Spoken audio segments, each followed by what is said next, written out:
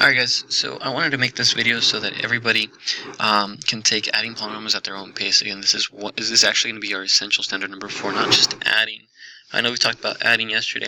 We're going to talk about adding again today, subtraction next week, and of course later on multiplication with polynomials.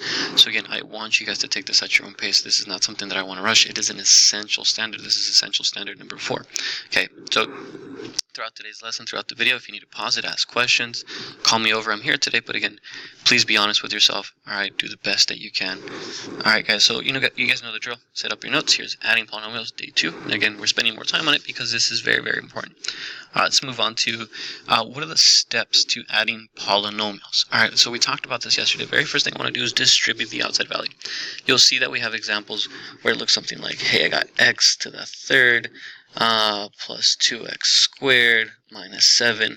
And again, we want to get rid of these parentheses. Now, sometimes you might have a 3 out front, a 4, a 6, a negative 2, right? But when we don't see it, it's that imaginary one that gets distributed to everything inside. And again, the reason we do that is so that my parentheses get knocked away. All right, so what's 1 times x to the third? Well, it's just 1x to the third, right? I can throw in the 1. What's 1 times 2? 2x squared.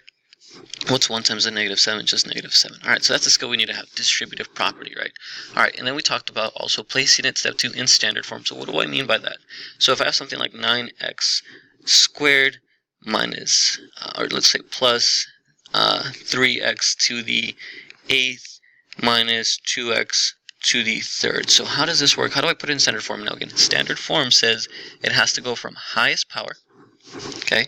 So look at my powers, 2, 8, and 3 to the lowest. So again, I'm not worried about the coefficients, the 9, the 3, or the negative 2. I'm worried about the powers. So which one should technically go first here?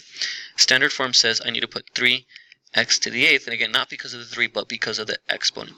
Well, the next highest power that I see, let me cross this off so I don't count it twice, is I'm between a 3 and a 2. Well, 3 is bigger, so I'm going to use negative 2x to the third. And of course, lastly, that's a positive 9x squared. Okay, so that is standard form from highest power to low. So I go from 8 to 3 to 2. All right, now the last thing I want to talk about here is combining like terms. This is very, very important. I want to stress this. Okay, there is a difference between x squared and x. These are not like terms, right? One of them has a degree of 2. The other one has a degree. We don't see it, but it's an imaginary one sitting up there. So you cannot combine these guys. That is one of the biggest mistakes that happens. Right, so if I put a bunch of stuff here, and I say, hey, combine all the ones that are similar, you can't combine an x and an x squared. You have to combine the two x's together, right? You have to group those. 1x and 1x is going to give you, hey, these are going to give you 2 x's. Well, how many x to the seconds do I have? Well, I have one here, and I have another one over here. So those are the ones that you want to group. You can't group an x to the second and an x to the third. So this would give you 1x squared, 2x squared. So we have 2x squareds, okay? And so forth. You do the same thing with x to the thirds or with your constants. All right, so keep that in mind. That's what I mean by combining like terms. Okay, so example number 1 here. I'll do this one with you guys. All right, so we see that I have a binomial 5 plus x squared plus another binomial x squared minus 1. So I want to get rid of my parentheses. So let me distribute this one. All right, so what's 1 times 5? 5. What's 1 times x squared? It's going to be plus 1x squared. Now, here I have another one. Let me throw in that 1. Distribute. What's 1 times x squared? That's a positive x squared. What's 1 times negative 1? That is negative 1. All right, so here we go. I need to put this now in standard form. There are 4 terms, 4 pieces.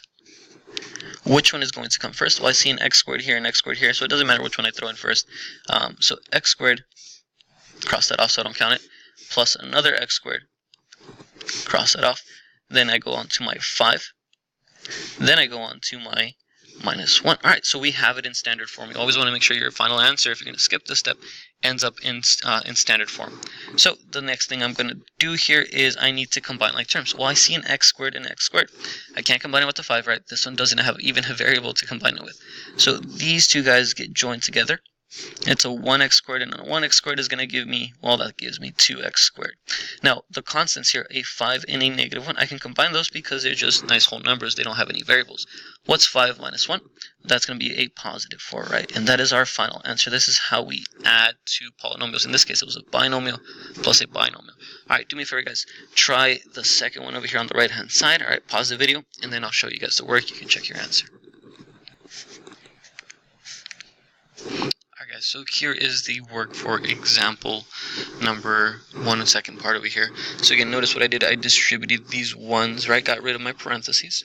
Now I had 4 terms, and I needed to put them in order. So again, I went from the highest degree, so to the second power. Then I went to the other one that's also tied, so I put plus 1x squared. Then I went on to the 1x, and then lastly the minus 4. Now again, I had 4 terms here, but I can only actually combine 2 of them. I had an x squared and an x squared. Well, 4 and 1 give me the 5 here. Now take a look over here. The x, the 1x, I can't combine it with these guys again because of the power. But does this guy join up with anything else? No, and when that happens, it's okay. Sometimes you have like terms, sometimes you don't. I'm just going to simply bring that down as a 1x, and the same thing happens with your constant minus 4. Well, no other constant combines with it, so I drop it down. And it's kind of interesting, right? You had a binomial plus a binomial. In this case, you actually ended up with a trinomial because certain terms didn't combine. Alright guys, so I want you guys to, I'm going to skip that one for a second. I want to jump over to example 3. Okay, so now we have a trinomial plus a trinomial, and it works the exact same way, but I want you guys to push yourself. You're still kind of iffy, you're like, maybe I'm not quite sure I'm there yet. Then go with the standard met. This is where you should be able, the one on the left over here. Okay, this is the one where you should be able to do that one. The one on the right is the challenge problem, alright? So again, see where you're at. Just do one of the problems, and then pause the video here, and I'll show you guys the solutions in a second. Alright guys, so there is the solution to, again, the challenge problem. And again, I just want to mention, I threw in the ones, right? I distributed. I had a very large polynomial, but I put it in standard form. Now, when you get to that standard form, again, x squareds with x squareds, right? So here I only had 2 like terms. 8 plus 3 gives me the 11. Now, if you actually take a look at the x's, I actually had negative 14x, negative 1x, and actually I had an additional. I had 3 of the same, plus the 6x, right? So negative 14 minus 1 plus 6 is going to give me that negative 9x, right? And that plus 13 just kind of drops down. I had nothing to combine with. All right, so let's do this standard met. So you distribute the 1, okay, to all of your terms. So I get 11 minus 1n squared plus 13n. Okay, I distribute the 1 again. I get positive 12n squared minus 4n squared plus the 3. Okay, so now all I need to do is arrange my terms so that it is in standard form, right? All these terms, I got to put these guys in order. I see a 2 here. All right, I'm going to start off with that one. Plus the positive 12n squared. I see a minus 1n squared, and I see another minus 4n squared. So again, all of these guys had n to the second power. So again, it really doesn't matter the order as long as it's n squared, n squared, n squared, right? All right, let's move on to the next one. Let's see, that's a constant, that's a constant. So I'm going to go with positive 13n. All right, and then 11, that's a positive 11. And lastly, a positive 3 right here. All right, so now last thing I got to do here is combine my like terms. So give me 1 second to change the color. Well, n squared, n squared, n squared. These 3 guys here are the same. 12 minus 1 minus 4. That's going to give me, let's see, 12 minus 1 is 11. 11 minus 4 is 7n to the second power. Now, let's see. Plus 13n. There's no other n's, right? I have n squares, but I can combine it with those guys, so I'm going to leave it as plus 13n. And my constants at the very end. 11 plus 3, well, that's going to give me positive 14. All right, so let me box that in. That is my final answer right there. All right, let's move on to the next one. All right, so same deal, guys. Again, I want you guys to challenge yourself if you can. All right, challenge 1 is on the right over here. Standard met is on the left, wherever you feel most comfortable with. All right. Alright guys, so here's the solution to the standard met one, right? So that's where you should be at. You should be able to do that problem. Now notice, now I didn't throw in 2's and just exponents of 1. Now you have 5 and you have 3, right, as powers, but it works the same way. Notice I put it starting with my highest degree, 5, 5, 3, 3, and then no powers, right? So keep that in mind. It still works the same way, no matter what the degrees are. Alright, let's actually try the challenge problem over here on the right. So first thing I want to do is throw in those ones, right? Distribute, distribute, distribute. Now again, that just gets rid of my parentheses. You'll see in today's class activity, there's sometimes where I put a 3 or a 4 or a negative something out in front. Alright, this is going to be negative 12b to the third. 1 times negative 8 is just negative 8. 1 times 10b is 10b. Throw in another one. What's 1 times 3b to the third? Well, that's just 3b to the third. 1 times 10b squared is just positive 10b squared. And lastly, what's 1 times 3? Well, that's just positive 3. Alright, now let me rearrange this. I always want my answer to be in standard form. I have 1 term, 2, 3, 4, 5, and lastly 6. Alright, let's see what's the highest power. Now again, I have b to the third. It doesn't matter which one you throw in first. They're both tied. I'm going to go with a negative 12. Why not? Negative 12b. You'll still get the same answer. Plus 3b to the third. So again, let's see, any other ones to the second power? I see I have a 10b to the second power. Alright, do I have no other seconds? Alright, nope. So I got 10b plus 10b.